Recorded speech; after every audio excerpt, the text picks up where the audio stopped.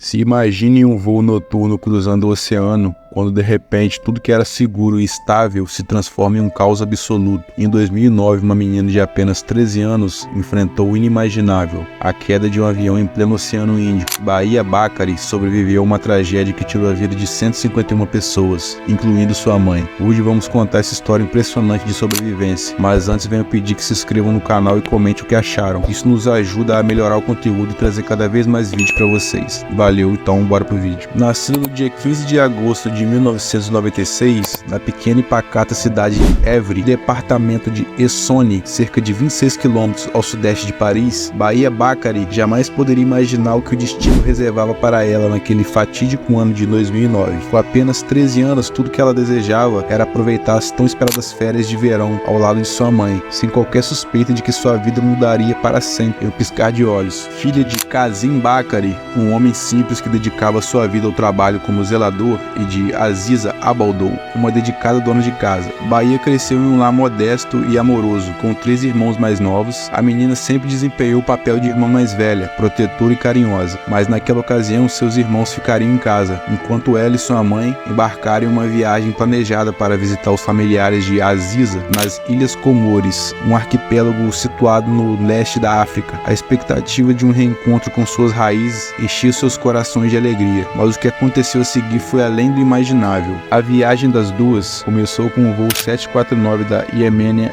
Airways, um imponente Airbus A330-200, que faria uma escala no aeroporto de Marsella antes de seguir para o aeroporto internacional de Sanaa, no Iêmen. Após a primeira parte do percurso, mãe e filha se prepararam para a etapa final da viagem, a bordo do voo 626, um Airbus A310, com destino final às Comores, mas com uma parada em Djibouti. O plano era aterrissar no aeroporto internacional de Prince Said Ibrahim por volta das 2h30 da madrugada do dia 30 de junho de 2009, quando algo começou a dar terrivelmente errado. No comando do voo 626 estava o experiente capitão Khalid Ajeb, um piloto de 44 anos que servia a Yemenia Airways desde 1989 e acumulava vastas 7.936 horas de voo, das quais 5.314 foram dedicadas ao Airbus A310. Ao seu lado estava o primeiro oficial Ali Atif, um veterano da companhia desde 1980, que acumulava 3.641 horas de voo, sendo 3.076 apenas no A310. À primeira vista, parecia que nada poderia sair do controle sob o comando desses profissionais experientes, mas o destino tinha outros planos. Por volta de 1h50 da manhã,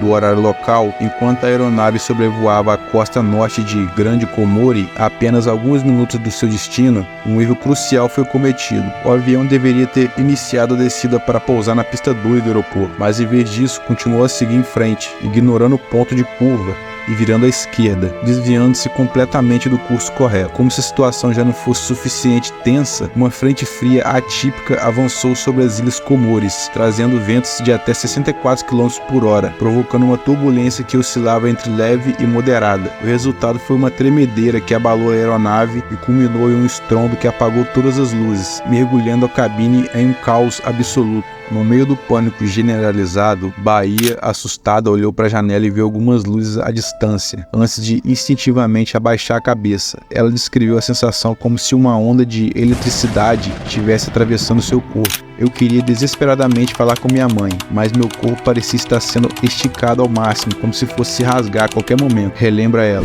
Então um barulho ensurdecedor aconteceu. O Airbus A310 se chocou brutalmente contra as águas do Oceano Índico e se despedaçou.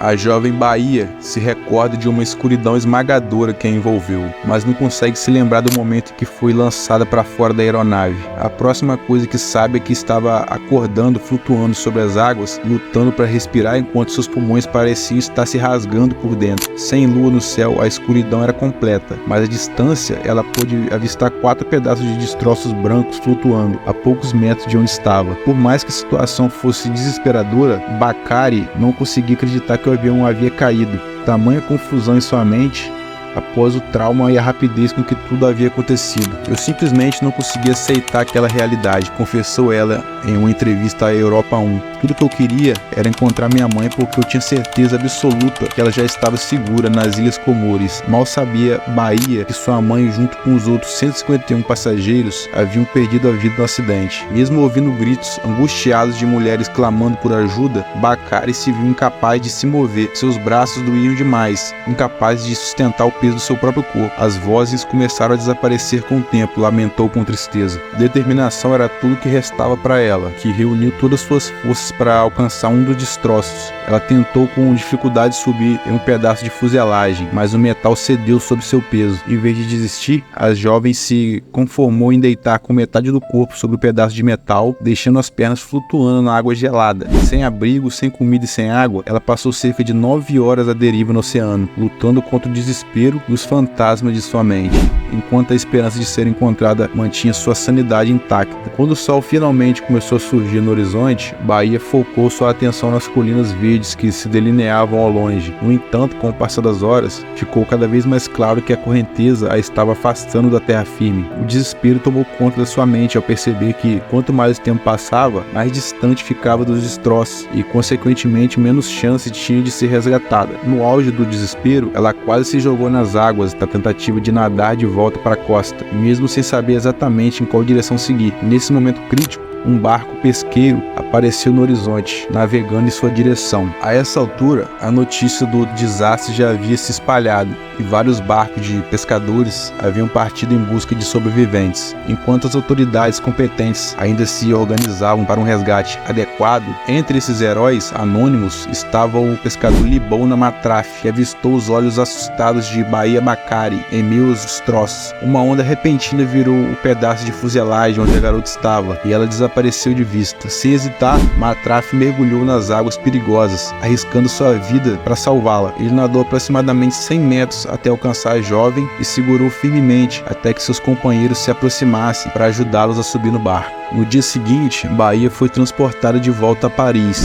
em um jato particular disponibilizado pelo governo francês, que a considerou um verdadeiro milagre. Ela foi internada no Hospital Armand de Luceu, no leste de Paris, onde foi tratada por diversas lesões, incluindo uma fratura na pelvis e na clavícula, queimadura nos joelhos, hematomas, cortes e uma exaustão física profunda. Foi nesse hospital que a jovem recebeu a dolorosa notícia da morte de sua mãe e de todos os outros passageiros, diretamente do então presidente francês Nicolas Sarkozy. Depois de 3 longas semanas de internação, ela finalmente recebeu alta e pôde reencontrar sua família, começando assim o árduo processo de reconstruir sua vida. Até hoje, as causas exatas do acidente permanecem em mistério. As investigações conduzidas pelo Escritório de Pesquisas e Análises para a Segurança da Aviação Civil, BEA, da França, e pela Agência Nacional da Aviação Civil e Meteorológica, ANACM, das Ilhas Comores, revelam que em 2007 o Airbus A310 havia sido inspecionado e apresentava diversas falhas. No entanto, apesar dessas descobertas, a aeronave continuou a operar na Europa, desafiando as proibições impostas. Em janeiro de 2010, Bahia Bacari lançou sua autobiografia intitulada de Eu Sou a Bahia, a Garota Milagrosa, referindo-se ao título que a mídia mundial lhe concedeu após o trágico acidente. Segundo o banco de dados da Rede de Segurança de Aviação, Bahia Bacari se tornou sobrevivente do acidente aéreo oceânico mais mortal da história e o segundo mais letal de todos os tempos. Contudo, esse título, embora notável, é algo do qual ela preferia não se orgulhar. E esse foi o vídeo de hoje. Peço que se inscreva no canal, deixe seu like e comente o que achou. E se preferir, clique em um desses vídeos que estão aparecendo aí. Valeu e até o próximo.